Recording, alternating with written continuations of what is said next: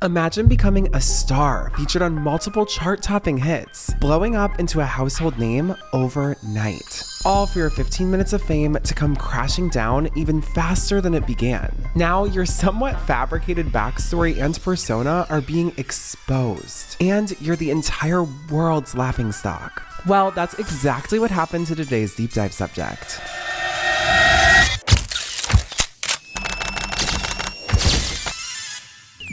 Hi, I'm Jade. And I'm Shelby. Welcome to Deep Dive. Today, we're diving into the tragic Hollywood story of Iggy Azalea and how the rapper whose name was on everyone's lips completely ruined her career trajectory in a matter of weeks. So buckle up and grab your pitchforks, because this one is a bumpy ride full of controversy, relationships, feuds, and some of Iggy's darkest days imaginable, all at the hands of Nicki Minaj's intense legion of fans. And when the barbs attack, no one is safe.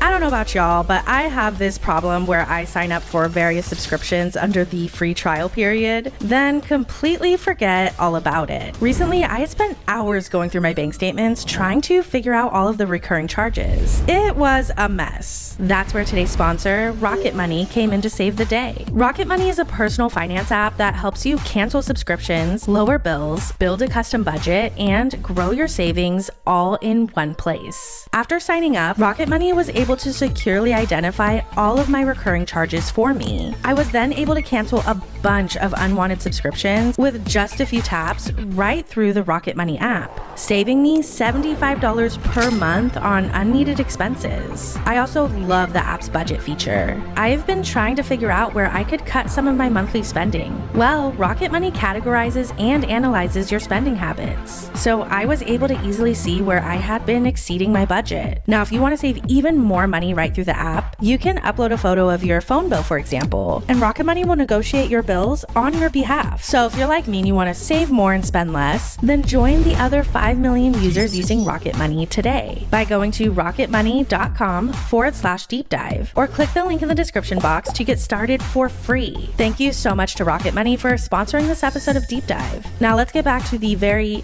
fancy world of Iggy Azalea. Amethyst Amelia Kelly had very humble beginnings, growing up on Azealia Street in Mullumbimby, Australia, a tiny little quaint town with a population of only 3,000 people. Her father Brendan had built her childhood home by hand, one mud brick at a time, and her mom Tanya worked hard cleaning holiday homes and hotels. From a really young age, it was clear that Amethyst, aka Iggy, didn't fit in with the small farm town life, often feeling really isolated from her peers. She is likened growing up in Mullumbimby to prison, a town nobody ever leaves, a place that will punish you for being different or for having dreams. By 11 years old, she was depressed and felt really alone. That is until she played Tupac's Baby Don't Cry. Discovering rap music changed Iggy's life and would become her escape from reality. I don't know, I just felt like I was kind of stuck in a rut, and my happiness kept deteriorating over time, and it seemed to be getting worse and worse and worse. Music was the biggest part of my life. It was the only thing that I had that I felt like made me happy and got me kind of through my day. And becoming a rapper wasn't just Iggy's dream, it was her obsession. And despite being just 14 years old, she was ready to do whatever it took to make her dream a reality. But first, she needed access to a studio to start recording. I definitely have like the ultimate respect for my mother. I sat down and I was like, please, I want to be a rapper. And I remember she said to me, well, if you want to be a rapper, then what do you need to do? And I said, people need to hear my music, and I don't have any recordings to have. And she said, well, open it up, find a recording studio that you can go to and we can figure it out. And she gave me $200 and she went and did it, and it meant something to me. Breaking into the hip-hop world all the way from Australia proved to be pretty much impossible. Iggy would go to rap battles and send her music to all the hip-hop labels Australia had to offer, but no one took her seriously. All of Iggy's efforts to get discovered would cause her to fall so behind in high school that she would end up dropping out. Iggy was nowhere near ready to give up on her dream. She knew that if she wanted to make it in the industry, she had to fly across the world to the home of hip-hop. America. But that required money and a lot of it. To stash cash, Iggy started working with her mom Tanya cleaning houses. But eventually, Tanya would be offered a job as a real estate agent, handing over her cleaning business to Iggy, who was now only 15 years old. During this time, MySpace had completely blown up, forever changing the way the world discovered music. Instead of sending demo tapes to record labels, artists could simply post their music to MySpace and grow a massive audience. This gave Iggy the opportunity to start connecting with people in America. So when she wasn't running her cleaning business, she was posting raps to MySpace and networking with music producers in the States. After an entire year of nonstop grinding, Iggy had finally saved up enough money to leave Australia. So around her 16th birthday, she booked a flight to Miami, telling her parents she was very depressed and just needed to go on a holiday. Now, you leave at 16. Who do you stay with when you Where touch do you down? go? You don't go stay with anyone. You go. So you didn't have family out? No, I didn't have No anyone. family. Yeah, no, I had no one. So I went to Miami. I had a lot of money saved. I've been working full time for about a year, and I went and stayed in an alright type of hotel for a little while and lived there for maybe a month or two, and then met people and got roommates and ended up figuring it out. Iggy was 16, stuck in the middle of Miami with no family and just enough money to get her by for a few months. She now needed to figure out her next move, but there was a major problem. Iggy was in the US on a travel visa, which means she could not legally work or make money. Plus, she would have to fly back to Australia every few months in order to not overstay her tourist visa. In order to live and pay for all of those flights, Iggy had to start working under the table jobs. And she even admitted to running gift card scams, essentially selling people gift cards that didn't have a balance on them for extra cash. Fast forward to 2008, things just weren't panning out for Iggy in Miami. So around her 18th birthday, she packed up and moved to Houston, Texas, to find Mr. Lee, a legendary music producer who has worked with massive artists like Tupac and Drake. See, Mr. Lee had actually discovered Iggy on MySpace years prior and told her to find him when she turned 18. It was in 2008, and I met her through Mr. Lee. A little white girl from Australia, like that's crazy, ain't it? So she told her mama that Mr. Lee was gonna make her a superstar. She amped it. She was actually dope, creatively dope. How she dressed, style, she an artist, know how to paint, draw. She was gifted, and I'm like connected to people like that. And of course, it went to hell, but that's how it started. Mr. Lee would introduce Iggy to Houston-based rapper Maurice Williams, aka Wino, and together the two would begin mentoring Iggy. Mr. Lee would help elevate her raps to the next level, and Wino would assist in developing her writing skills. But this arrangement became toxic very quickly, as Wino and Iggy's relationship turned from professional to romantic. He would begin to insert himself into Iggy's life in every way possible, even convincing her to live with him shortly after meeting. It's important to note that at the time, Wino was 33 years old, almost double Iggy's age. See, Wino knew his 18-year-old girlfriend was destined for stardom, so dating her wasn't enough. He set out to become her manager, getting Iggy to sign a management contract. Now, this will be important for later on in the video. Anyways, Mr. Lee, Wino, and Iggy would all work together for the next year, recording various demos which leaned heavily into pop music. I knew that she would be a mega star if she stuck to pop rap. I knew the hood and the black community wasn't going to respect you trying to do that. And it backfired on her. But as we see, her greatest hit is the one that was pop, hip hop.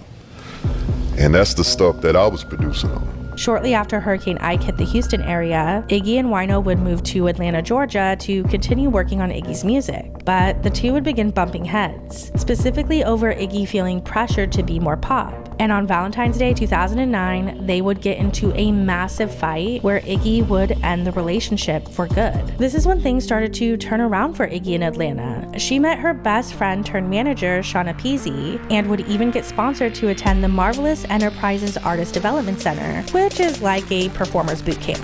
This is where she would spend months working on her stage presence and learning to dance in heels. However, these sponsors wanted her to be more like Britney Spears. They told her, quote, she was white and didn't look like she could rap. people weren't going to get it. At this point, Iggy was fed up with no one taking her seriously as a rapper and was ready to start completely over. She had met music producer Paulo Dodon at a party in Atlanta. He is behind Fergie's biggest hits and wanted to work with Iggy because she looked like a star. So in the summer of 2010, Paulo moved Iggy and her best friend Shauna to LA, where he would take them under his wing, introducing them to massive artists like Dr. Dre, Timbaland, and T.I. But just like all of Iggy's former mentors, he felt she should be more pop, telling her no one is going to, quote, buy her being hood. Due to these creative differences, they would part ways. Iggy had now been in America for almost 5 years and needed to take matters into her own hands, or else she would be having to go back to Australia. To get noticed, Iggy started a music channel on YouTube where she posted videos of herself rapping. Plus, she began working on a mixtape titled Ignorant Art. In September of 2011, Iggy released the track PU$$Y with an accompanying music video on YouTube. She didn't know it at the time, but this was her career breakthrough,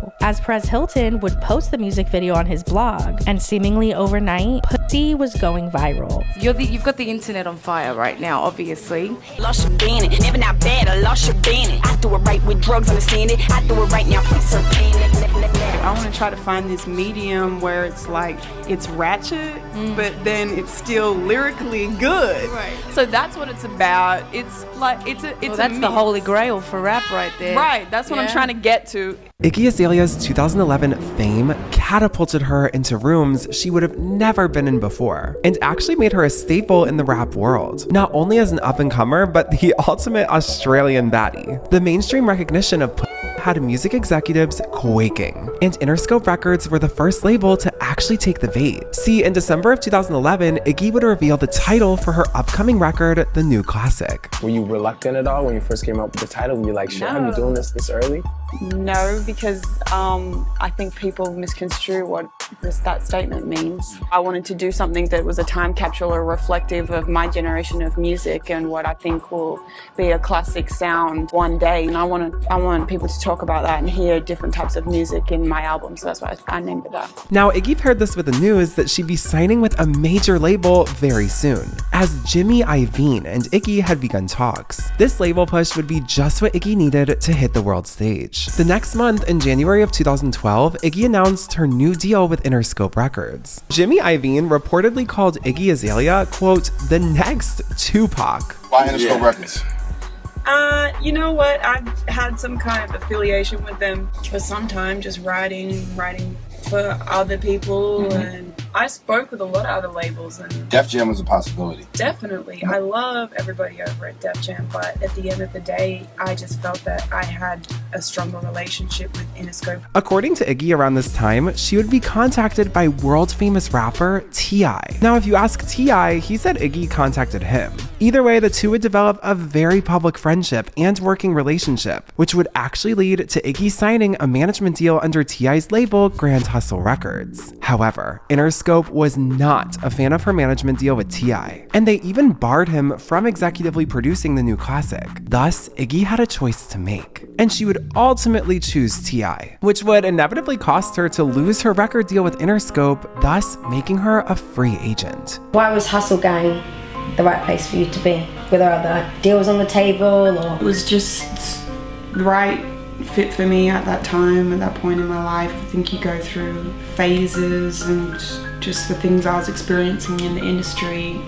T.I. is a really genuine guy and felt like he could help me become a better musician.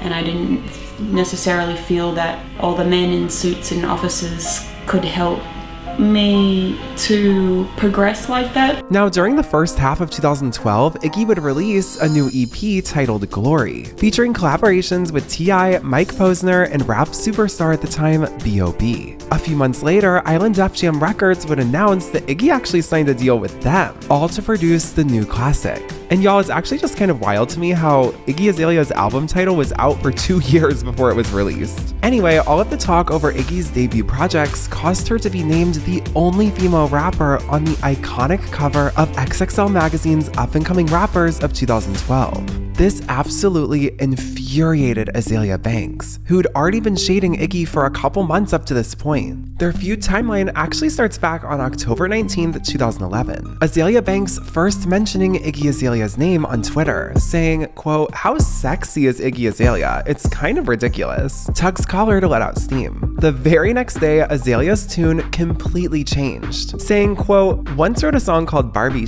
but Nicki Minaj blew it up like a week after, so I took it down, LOLs. I felt corny." Also wrote a song called PU $$Y before Iggy Azalea. Iggy responded to Azalea saying, "It's never been about who did it first. It's always about who did it better." The next day, Iggy would make the ginormous mistake of directly misquoting Azealia Banks to the news. And Azalea took note of this, as she would ominously tweet the very next day, "I smell beef." Now, around the same time, Iggy Azalea would be rumored to be dating A$AP Rocky, Azealia Banks' hometown friend who she grew up with in New York City. A few months into Iggy and A$AP's relationship, A$AP would be spotted holding hands with none other than Azealia Banks. Now, this ignited a fire in Iggy, as the next time she was asked about her feud with Azalea, she explained, "I have no deal with her. I don't know her personally. What would I have a problem about? I don't know that person. I don't know you. I truly don't understand it. I just keep making my own music and I'm deaf to that." What is there to say? Nothing. For weeks, Azalea would ominously subtweet Iggy, all gearing up for the XXL magazine cover drop, when she would finally unleash her wrath on Iggy, tweeting Iggy's cover saying, "Iggy Azalea on the XXL freshman list is all wrong. How can you endorse a white woman who called herself a summer runaway slave? Master." Sorry guys, I'm pro-black girl. I'm not anti-white girl, but I'm also not here for anyone outside of my culture trying to trivialize very serious aspects of it. Azalea's referring to Iggy's track entitled DRUGS. Now the next month, Iggy Azalea would have to go on a press tour to address the lyric that Azalea put on blast. The day the cover came out, there was some controversy because another female, Azealia Banks, quickly jumped out of the window on Twitter and said that she was basically not happy with you being on the XXL cover. Was she unhappy with Iggy being on there, or was Azealia Banks unhappy because she was not on there? I think that's a fair question for Azealia Banks. You know? This is my day and it's my achievement, sure. Okay? So you have to work to have your own achievements, with all due respect. So instead of worrying about who else is on there, you should just be happy that I'm on there as a woman, sure. For women. And if you want to have an achievement, work and earn your own achievements. I can't take what's meant for you, and you can't take what's meant for me. The very next day, Iggy would release her official statement apologizing for the Runaway Master lyric. It was a remix of the Kendrick Lamar song, and that was his line, and a lot of the lines in it I followed closely because I really liked the song. And when I wrote it and I was in a room full of black guys, say it, go ahead, say it. It's a whole nother. I was like, you know, I don't know. Do you think I can really do this line? I questioned it when I did it, and everyone was like, "No, you do it, like do it. It's cool, do it." And I did it like an idiot, and then after I never really sat right with me, and it was one of those things where it was like, should I do it to be controversial? I know what people are gonna think about this, or should I not? And to be honest with you, sometimes you do things that you wish you didn't, I suppose in a way for attention or to get noticed. And I was just starting out and I wanted to be noticed, and I can admit that now as a person. And I apologized for it and said, yeah, it was very tasteless and it was very tacky of me to do that, and it was young of me to do that, and I didn't need to cause controversy in that way to make people talk about me. And there are other ways that I can do that don't have to be negative or racially charged. Forcefully pushing her feud with Azealia Banks to the back burner. Now, after finally settling on a label to sign with, Iggy began work on the new classic in 2012. Now, remember the 2012 landscape. A few years prior, Britney Spears ended her reign over pop music and switched to EDM. And new up-and-coming rap superstar, Nicki Minaj, ushered in a new wave of female rappers working with pop producers, scoring multiple solo and collaborative hits on the Billboard charts. Suddenly, a new crop of artists began coming up rapping over pop and EDM beats. Dev, Snow the Product, Brooke Candy, and most prominently Kesha began taking over social media. Viral song after viral song was produced during this era. Azealia Banks, an artist who'd been bubbling over in the years prior, rocketed off to success during this time as well. Her fiery lyrics paired with her club and EDM beats took the internet by storm. And she was truly the first female rapper since Nicki Minaj to dominate the world of rap in the way that she did. And see, that's what made Nicki such a powerhouse. She not only dominated the rap world, but the pop music world as well. Now, this cultural shift caused multiple pop stars to switch to rap. Most prominently Miley Cyrus with her hit album Bangers, and Justin Bieber with his 2012 hit album Believe. Now, we've already covered Bangers in depth, all in a dedicated video. The success of Bangers boomed across the industry. Miley was the most talked about person in the year 2013, creating something entirely new. T.I. and Iggy's label wanted some of that virality for Iggy. Thus, the new classic would directly target every trend of the 2010s perfectly. Starting with elements of EDM, dance, and house music pumped throughout every track on the new classic, Iggy would rap about everything from her upbringing to her career as a stripper in the colorful, patterned, Tumblr-filtered world of the new classic. With her new record deal with Island Def Jam, her team would clean house, ultimately nuking T.I. from the project as an executive producer and demoting him to album collaborator. Iggy later clarified that the songs off her EP, Glory, were originally meant for the new classic, and he executive produced those songs. But Iggy ultimately decided that after working on Glory together, it wasn't what she wanted the new classic to sound like at all. Tip owns, I guess, not a piece of me, but you know what I mean. T.I. he's financially a part of it. He reaps the benefits. When my album sells, does T.I. get a check? Yes. Are we just purely friends with no money or business or contracts? No. We have contracts together. Yes, he's involved in the business. Am I signed to Grand Hustle? No, I'm signed to Def Jam. Iggy don't have no boss. You know what I'm saying? That's not Iggy's style. Iggy don't have no boss. You know, she has collaborators. True. I don't listen to T.I. Sorry, Tip.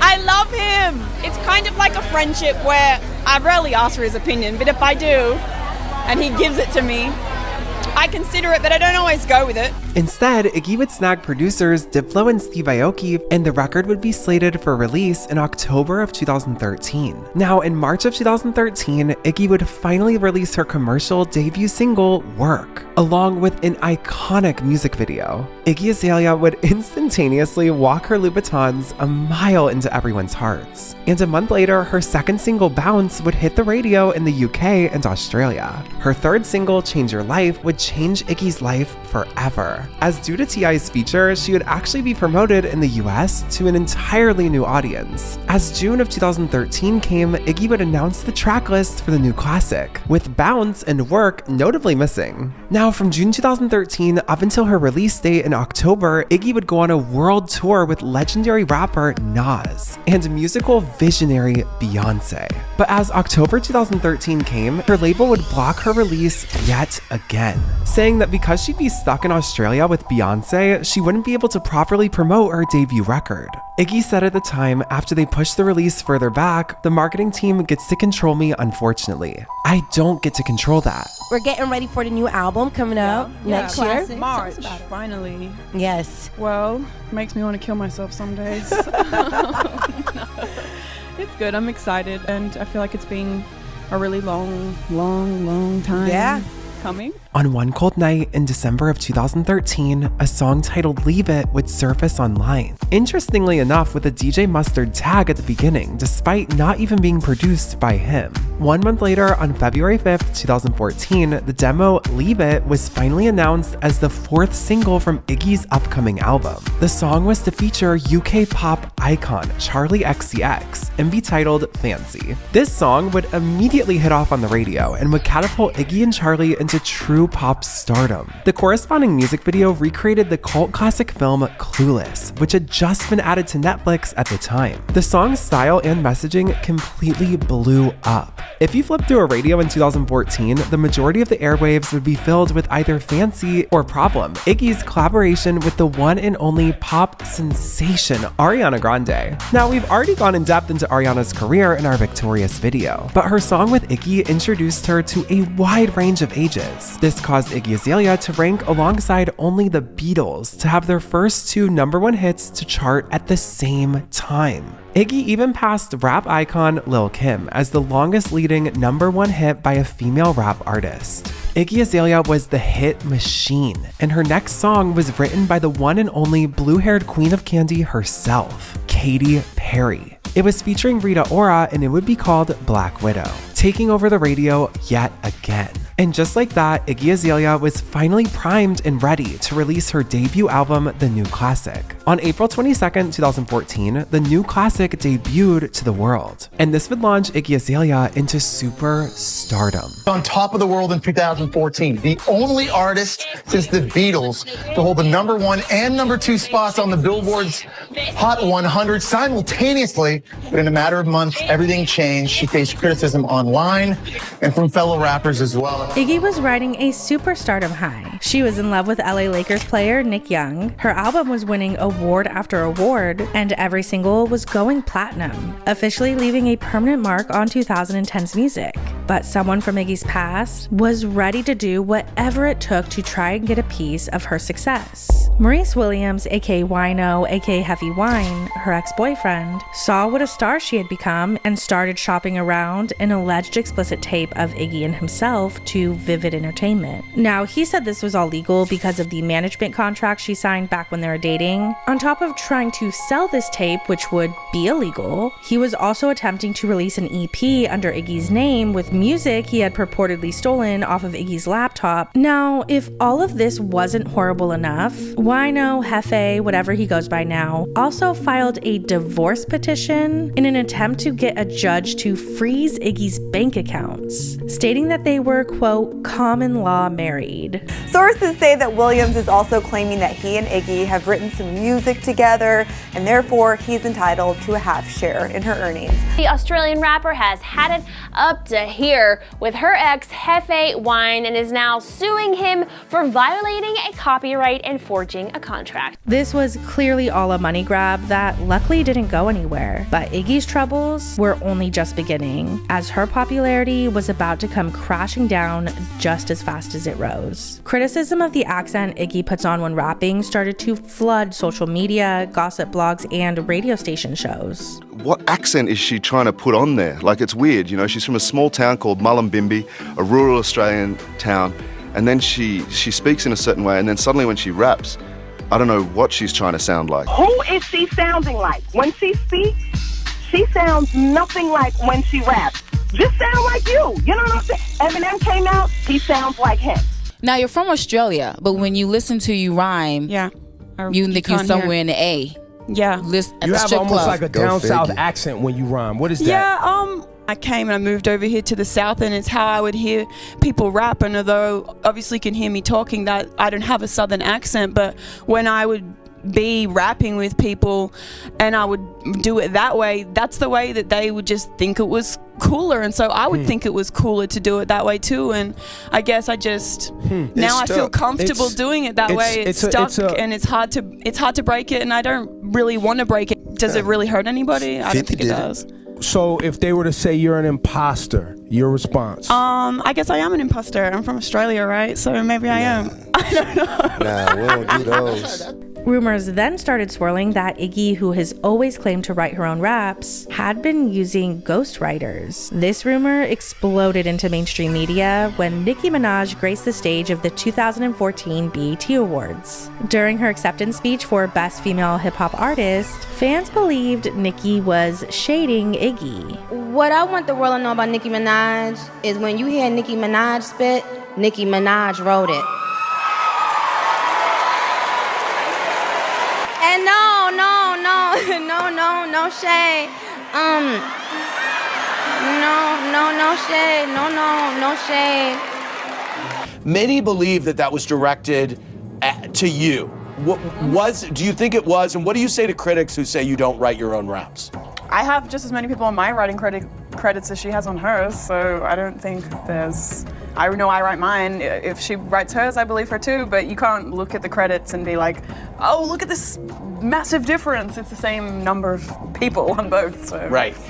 When you heard that, did you think it was? I don't know. I saw it on Twitter. I didn't really think anything. Unless you say my name, I don't really have time to speculate, so. Iggy, who up to this point had tried to ignore all the backlash, was now firing back at anyone who had anything to say. And T.I. would come to Iggy's defense every single time she found herself in controversy, which was pretty much nonstop at this point. Her next feud would be with none other than Snoop Dogg. Well, Iggy Azalea is firing back at Snoop Dogg because he posted a picture on his Instagram account, jokingly, a meme of this person right here, and it says Iggy Azalea no makeup. How disrespectful can you be, man? Iggy Azalea took to her Twitter and said, at Snoop Dogg, why would you post such a mean pic on Insta when you send your bodyguards to ask me for pictures every time we had shows together?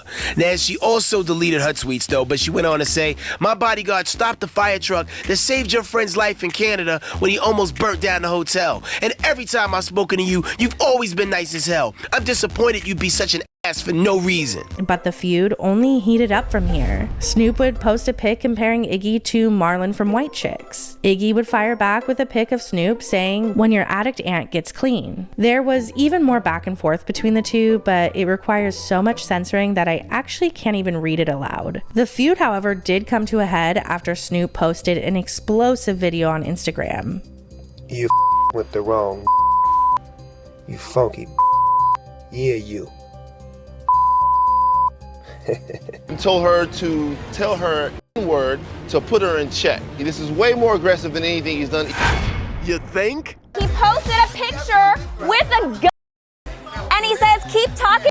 T.I., who is friends with Snoop, would call him up to smooth things over on behalf of Iggy. Now, we don't know what was said on that call, but Snoop posted a video to his Instagram apologizing. Boys and girls, I just got off the phone with my homeboy Tip, the king of Atlanta, and it's officially over. No more bad talk. I apologize. Yeah, I apologize. I'm sorry. I won't do it again. When I called him after what's happening, he kind of, hey, I know what you're calling for. You know what I mean? It was just kind of like, I'm in the crossfire, big dog. And guess what? It's over. It's nothing. Because me and him have a long-standing relationship. Iggy was now in a firestorm that she couldn't escape from, and it was only continuing to escalate. The tipping point was when Iggy got nominated for 4 Grammys. In an interview with Hot 97, Azealia Banks opened up about how upsetting it was that Iggy was being nominated. Banks also took to Twitter calling Iggy out for being silent on the BLM movement. Iggy responded to this by saying Azealia shouldn't use world problems to create fan wars. I didn't know the level of cultural appropriation we were watching at the time, in terms of her then being embraced and Fancy becoming the quintessential rap song. Okay, so here's the thing with Iggy Azalea. This is the thing. That Iggy Azalea is not better than any black girl that's rapping today, you know? And when they give those awards out, because the Grammys are supposed to be like accolades for artistic excellence, you get what I mean? Iggy Azalea is not excellent. I have a problem when you're trying to like say that it's hip hop and you're trying to like put it like up against black culture. Like it's like a cultural smudging. And when they give these Grammys out, all it says to white kids is like, oh yeah, you're great, you're amazing, you can do whatever you put your mind to.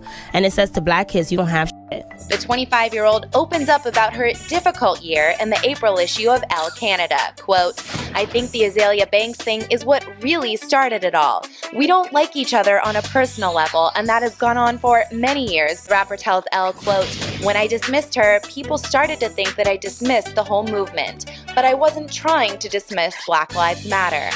I was trying to dismiss her because it's our personal shit. Behind the scenes, T.I. was giving Iggy advice on how to handle all all of the controversy surrounding her, but she refused to listen. T.I.'s final straw would be when rapper and producer Q-Tip took to Twitter to give Iggy a history lesson on hip-hop. Well, she responded saying that she found it patronizing, further stating that she wasn't going to sit on Twitter playing hip-hop squares, knowing she can't change anyone's cemented opinion of her. All of this would lead to Iggy's tour getting canceled. See, her Great Escape tour had already been postponed due to rumored low ticket sales, but she announced that she was officially canceling it because she needed a mental break.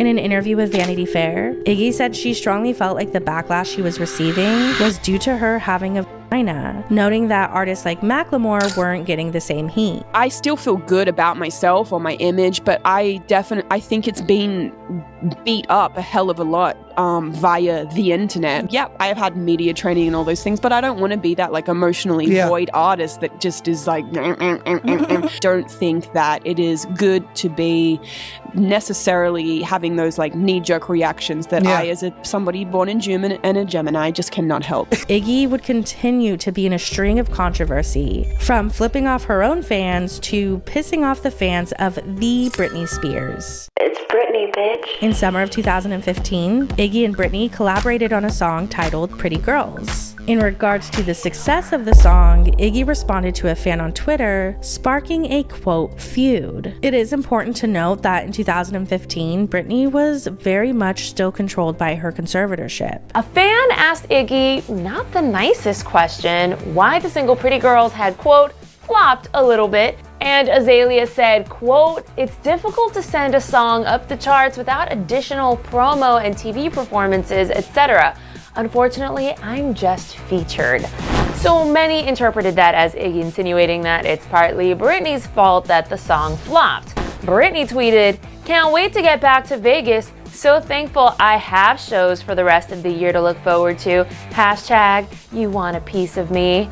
Now let's break this down. Iggy recently canceled her shows, which many believe was because of poor ticket sales, so Britney could be throwing this in Iggy's face by gloating about the fact that she has shows to get back to. The Britney Army took to Twitter, unearthing and exposing old tweets by Iggy. At first, Iggy tried to defend herself, saying that they were only meant for friends and family. However, eventually she did apologize. This all occurred during Pride Month, where Iggy would be dropped as a headlining act from a Pride festival due to the outrage. At this point, Iggy was just done. She decided to quit social media and step away from the public eye for a while so she could take a breather. But the hits just kept on coming. In September of 2015, T.I. did an interview where he made it known that he was cutting ties with Iggy. She took some missteps that you tried to coach her on that she didn't listen to. I did. I mean, yes. You covered for her many times on this show. I mean, but look though, the thing is, in her defense, she had a lot thrown at her at one time. Very fast. Was there a specific conversation that you had with her that made you be like, you know what, I'm just gonna walk away and just leave the whole thing alone? Yeah, after the Q-Tip thing. And then, you know, after it was cool, you know what I mean? Everything was cool, and then they kind of came back and undid what I had just... Right now, I'm gonna block the bullets, okay? Now, go, you know what I mean? Now, when I say go, you know what I'm saying? Just go. Don't stand around and talk while I'm blocking bullets. You slowing me down, you know what I'm saying? This news would go completely viral, forcing Iggy to momentarily lift her break from social media, tweeting that this is the first she has heard of them having an issue, that she is still signed to T.I., and she hopes he will clarify what he meant when he has the right platform. Until then, she's just chilling. Iggy should have been enjoying the height of her career, but instead, 2015 was filled with non-stop viral controversy, where she would impulsively respond, only adding fuel to the fire. Her only option now was to isolate herself and work on a potential comeback. When it was popular to shit on Iggy, Yeah. what was the lowest point for you? That's tough because it was so many times that it was like, that's the lowest. And then I was like, no, It got we're lower. going a little lower. I don't know. There were times when I just wanted to quit life, the whole thing, really. You wanted to give up your career? Like my whole life. Were you feeling... Like, sometimes I would drive through the canyons to get to my horses, and I'd be like, what if I just kept driving off the canyon?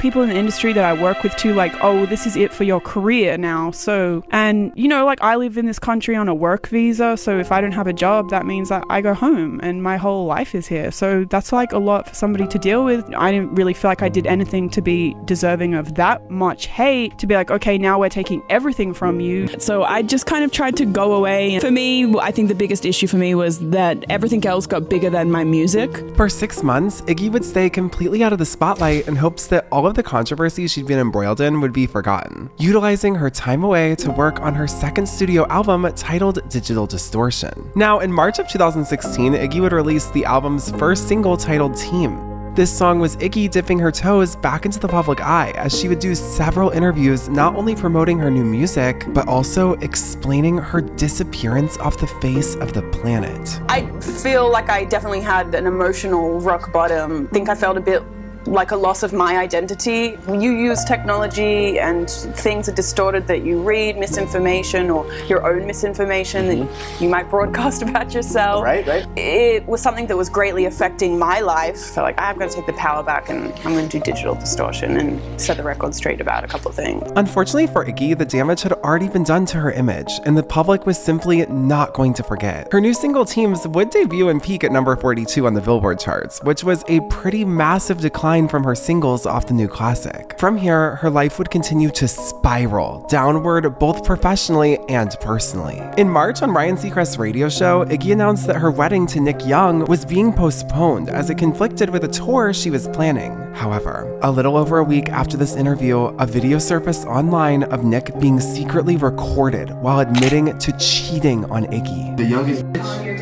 Right now? Yeah. Phone call will go down this Sunday on Keep. How old was you?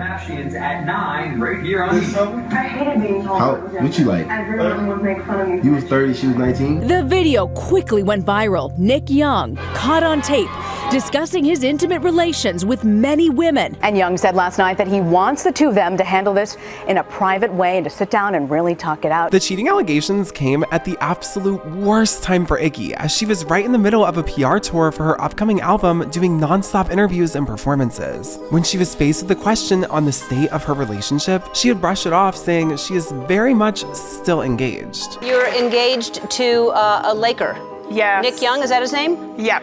There's all this controversy and... Of course there is. There always is. But we're good. You're good. There isn't at home, just on the internet. What's that? That's okay. Just on the internet, not at home. But at home, you're good. Yeah, I'm good. On June 12th, it was announced that Iggy would be joining the judges panel on X Factor Australia, stating that she was looking forward to being near family. However, this announcement really confused her fans, as her album Digital Distortion was already supposed to be released, and there was no word on what was going on. Fast forward a week, on June 19th, Iggy actually broke her silence, announcing that her wedding to Nick Young is completely off, and her album is now being postponed to the following year so she can work on new material. Iggy vented on Twitter, posting, "I broke up with Nick because I found out he had brought other women into our home while I was away and caught them on the security footage." The Laker guard, long dogged by cheating rumors, isn't commenting on that or on reports claiming that his baby mama may be pregnant with his second child. Now, the album delay could have been due to the breakup, but it was also no secret that Iggy was having a lot of problems with Def Jam, her record label. See, fast forward to March of 2017, and Iggy dropped her single, Mo Bounce. Shortly after, in May, her single Switch featuring Anita released. However, these singles were complete commercial flops, as they never managed to hit the Billboard charts. Just wanted to tell you a little story about my album pre-order because I have no idea when it's coming out.